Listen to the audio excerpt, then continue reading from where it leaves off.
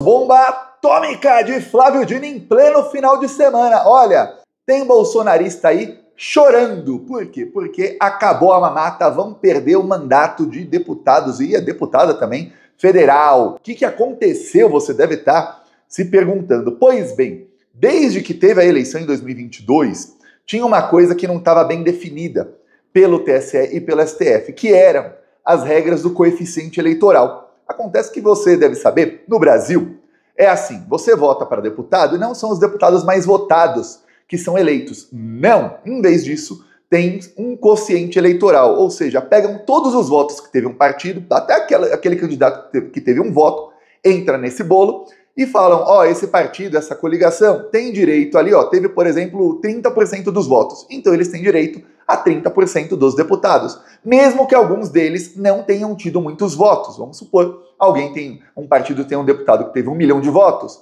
e aí ele puxa consigo vários que tiveram menos votos. Pois bem, alguns acham isso injusto, outros acham isso justo, porque representa ali a proporcionalidade de cada partido. Se um partido teve muitos votos, então tem mais deputados. Enfim, tem muita discussão sobre isso. Mas o fato é que mudaram as leis do coeficiente eleitoral, porque sempre que se pegava ali, ó, tal partido tem direito a tantos por cento dos assentos ali, da vaga de deputado, acontecia uma coisa, sobravam. Sempre sobra um ou duas vagas. E aí, para quem vai essa vaga no coeficiente eleitoral? Tem regras. Mudaram a regra, e aí tinha gente que defendia que essa regra nova valesse em 2026. E tinha gente que defendia que valesse em 2022. Isso foi para a justiça, todos foram ali com a regra antiga, foram eleitos, e muitos bolsonaristas acabaram eleitos com isso. Acontece que o PSB, que é o partido do Alckmin, a Rede Sustentabilidade, que é o partido da Marina Silva, e o Podemos entraram no STF falando, ó, tem que valer a regra, não pode ser do jeito que está. Alguns partidos aí, alguns deputados não deveriam estar eleitos. Eles ficaram com esses assentos aí, com essas vagas da sobra, só que a sobra é nossa, não era deles. Tem que fazer valer a regra. Pois bem, isso caiu nas mãos do Flávio Dino. O Flávio Dino pautou. E os ministros do STF votaram e disseram que, ó, realmente, esses deputados aí têm que perder o mandato. Pois bem, já vou dar o nome dos deputados e deputadas, você vai ver que tem extremista ali, inclusive investigados por golpe de Estado, tá? Bolsominion raiz, que tá se ferrando aí. E vou dar o nome de quem vai entrar, e aí a gente vai dar muita risada aqui. Muito bom. Enfim, começou ali a discussão, o STF decidiu, os partidos dos deputados, principalmente o PL, entraram no STF e disseram, não, a gente quer mudar aí a decisão. Entraram com embargos de declaração. Aí foi negado, perderam. Aí entraram de novo. Aí depois entraram de novo, tentando mudar alguma coisinha na decisão. Por quê? Porque como se trata aí de coeficiente eleitoral, é uma matemática, se você mudar às vezes um pouquinho, já muda a conta inteira e viabiliza que alguns mantenham o mandato. Talvez não todos, mas alguns. Enfim, ficou uma discussão enorme.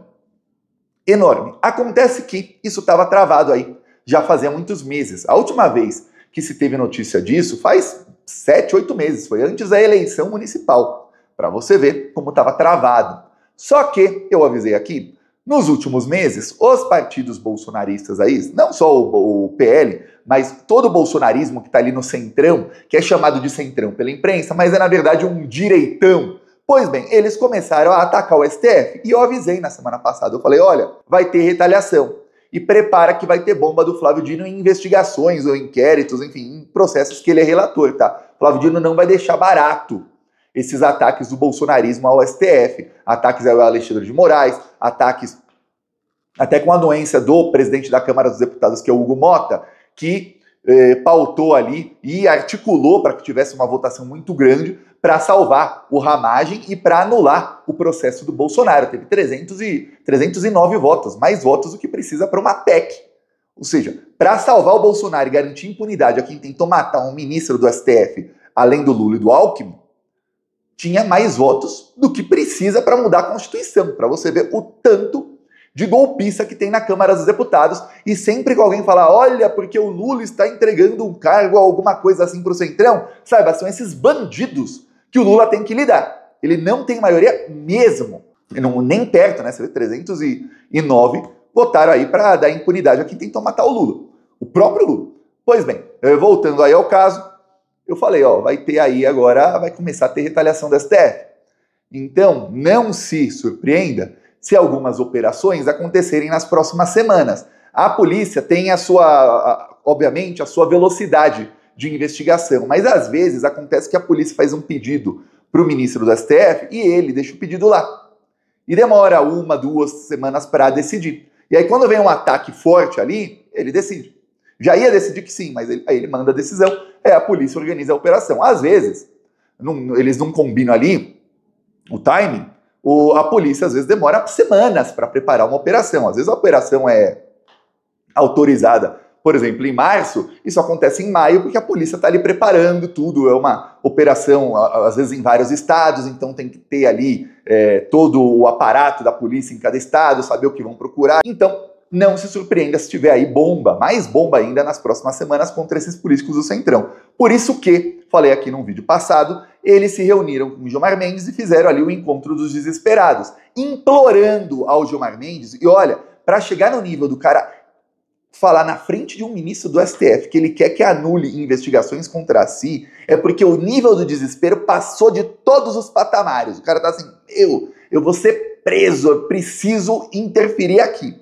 Chegaram no nível, o Elmar Nascimento, de falar para o Gilmar Mendes que, olha, reclamar do Flávio Dino e falar que o Flávio Dino, ele é relator aí de inquéritos que ele mesmo mandou abrir, isso é inconstitucional. Tem vários erros jurídicos aí na fala do Elmar Nascimento para o Gilmar Mendes.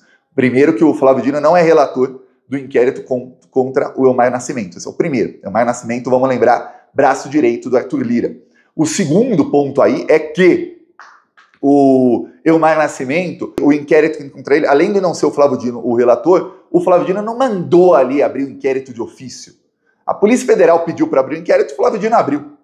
Não é que, nossa, quando a polícia investiga, tem denúncia, a polícia investiga e Flávio Dino abre. Então, tudo errado aí no argumento dele, que mostra o desespero. Esse pessoal tá com muito medo, não deles serem presos agora, e sim no futuro, mas mais medo ainda que empresários e amigos deles serão presos. É isso. Esses políticos do Centrão, que alguns até apoiam ali o governo Lula em uma coisinha ou outra, mas eles são todos de direita, eles são todos extremamente corruptos. Muito bandidos. É muito, muito banditismo. E hoje eles são muito mais bandidos do que eram 10, 20, 30, 40 anos atrás. Porque hoje eles têm acesso a muito mais grana do que eles jamais imaginaram ter décadas atrás. Então o banditismo é maior. Essa é a verdade. No meio disso, o Flávio Dino fala, peraí, vamos ver o que a gente tem aqui no leque. Opa! Ação aqui para caçar 7 bolsonaristas. No caso, são 6 bolsonaristas. 7 deputados serão aí caçados. Não é caçado de cassação, serão tornados inelegíveis, mas vão perder o mandato. E só faltava o STF mandar para o TSE, notificar o TSE, aí o TSE notifica a Câmara e acabou. Estão sem mandato. E o TSE notificar a Câmara é praticamente automático. E aí vem aqui o nome dos deputados e deputadas que serão caçados. Primeiro, Silva Wayamp. Silva Wayamp é a extrema-direita sempre tem algumas minorias fake, que são de extrema-direita. Ela é a indígena fake da extrema-direita. Pois bem, ela é investigada no inquérito aí das milícias digitais e no inquérito do golpe, tá? Silva Wayamp. Sonise Barbosa, também do PL, do Amapá, outra bolsominion raiz, tá? 2 aí do PL. Aí, a única que vota com Lula, e eu tive o trabalho de ver aí os votos dela, ela vota com Lula aí na maioria, mas em algumas não, que é a professora Gorete do PDT. PDT que é partido aí que está dizendo que vai sair da base do Lula, então não vai mudar muita coisa. Até porque você vai ver quem vai entrar também.